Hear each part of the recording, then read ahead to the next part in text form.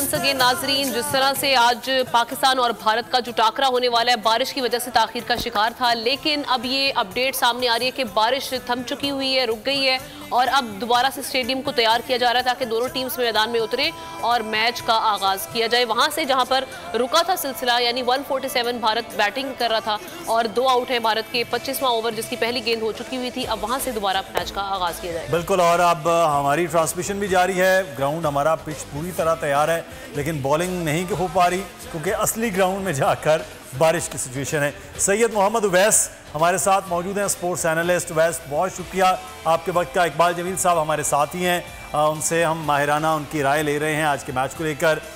सबसे पहले तो उवैस से इस वक्त सिचुएशन वहाँ से हमारे स्पोर्ट्स रिपोर्टर बता रहे थे कि बारिश रुकी है लेकिन अभी ग्राउंड को क्लियर नहीं किया गया। तकरीबन 1.5 से 2 घंटे लग सकते हैं अगर मैच शुरू भी होता है। तो अब मैच की सिचुएशन जो है वो तो फिर बिल्कुल मुख्तलिफ सी हो जाएगी इस वक्त। जी वैस,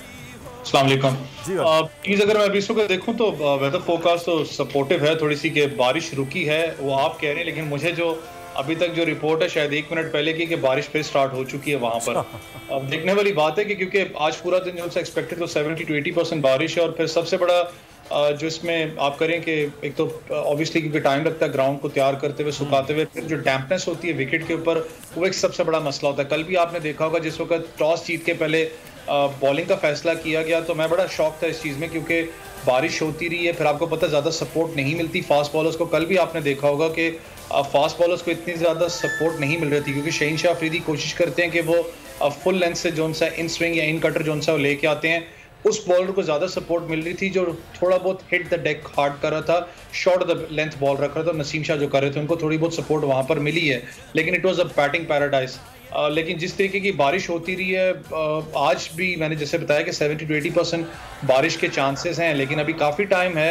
अल्लाह करे कि 1.5-2 घंटे के अंदर अगर स्पेल थोड़ा सा 5-6 मिनट के बाद अगर ख़त्म होता है, सुखाने का जो प्रोसेस है वो 1.5-2 घंटे तो लगेंगे यहाँ पर ग्राउंड के। लेकिन जो पब्लिक है, जनरल पब्लिक है, उन सब की ख्वाहिश यही होती है कि हम लोग फुल फ्लैज जोन से वो मैच देखें यहाँ पर आके। जिस तरीके से ट्रैवल करके दूर दराज एरिया से आए होते हैं, लेकिन एक हार्ट ब्रेकिंग इंसिडेंट ज़रूर होगा कि अगर मैच नहीं होता यहाँ पर, पाकिस्तान ऑब्वियसली क्वालिफाई कर जाएगा, लेकिन सबकी ख्वाहिश होती है कि हम लोग एक टफ मैच जोन से वो देखने में कामयाब हों। अगर वैसे मैच स्टार्ट भी हो जाता है, क्योंकि 6 बजे तक तो भारत की जो बैटिंग है, बारी है, उसका इंतज़ार किया जाएगा और उसके बाद फिर पाकिस्तान है, मैच भी 10:30 बजे तक का वक्त दे दिया गया है। तो अब इस सिचुएशन में जो कहा जा रहा था कि पाकिस्तान हो सकता है 20 ओवर खेले, 180-81 रन पाकिस्तान बनाए, तो इस सिचुएशन में आप समझते हैं कि अगर ऐसा कोई टारगेट पाकिस्तान को मिलता है इस पिच पर और बारिश, क्या ये पॉसिबल है या कोई बहुत मुश्किल लग जाएगा?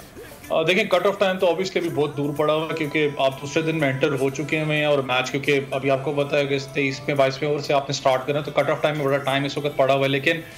जैसे ही जैसे आपको पता है वक्त करीब आता जाता है, जो कट ऑफ टाइम होता है उसके बाद ओवर्स जो हैं वो डिक्रीज होना स्टार्ट हो जाते हैं।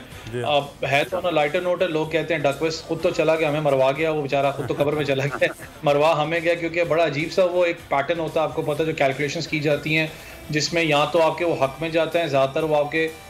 हक में नहीं जाता, क्योंकि एक सिनेरियो ये भी आता है कि 20 ओवर में पाकिस्तान को 181 करने पड़ेंगे। एक सिनेरियो ये भी आता है कि 23 ओवर्स के अंदर पाकिस्तान को राउंड को 223 या 221 रन करने पड़ेंगे। तो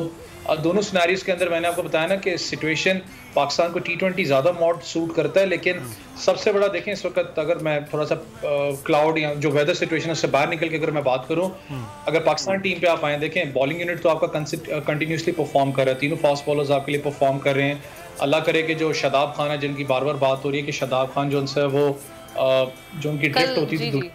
कल जो वेस्ट, अभी आप शादाब की भी बात करें, कल हमने ये भी देखा निस्बतन जो पहला मैच हुआ था शाहीन शाह अफरीदी जिस तरह से पहले आए थे अटैकिंग सिचुएशन में, हमने कल वो मोड नहीं देखा उनका, वो अटैकिंग मोड नहीं देखा, और कल शायद वो अंडर प्रेशर थे। क्या सिनेरियो था, ये तो क्रिकेट एक्सपर्ट बीइंग आप बता सकते हैं। दूसरा ये कि शादाब ने कल मार बहुत खाई, लेकिन एक जो विकेट वो ले गए, उसके बाद कहा जा रहा था कि चलो थोड़ा सा उनको हम मार्जिन दे देते कि थोड़ा सा बच बचाव करवा दिया उन्होंने।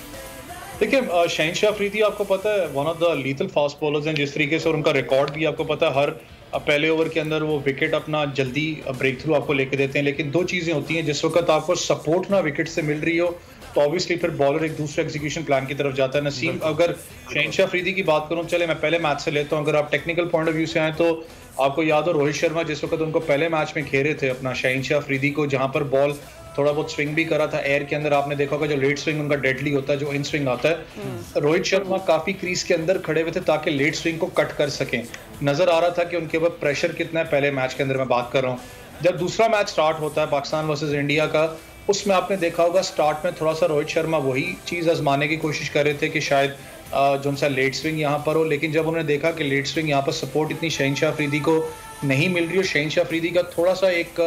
इशू मैंने देखा है कि जब वो स्टार्ट के अंदर अगर वो विकेट्स नहीं ले पाते तो थोड़ा सा इकोनॉमी रेट उनका डिस्टर्ब होता है, जहां पर 3-4 की अगर एक्सपेक्ट आप करें तो 5-6 पे भी कभी कभी चला जाता है। कल आपने देखा क्योंकि इकोनॉमी रेट थोड़ा सा ज्यादा जा रहा था, वो मार खा रहे थे, वो चीज उनको नजर आती है। लेकिन कल क्योंकि विकेट में इतना ज्यादा खास चीज को थी नहीं अपना सपोर्ट फास्ट बॉलर्स को करने के लिए। फिर दूसरा मसला ये भी था,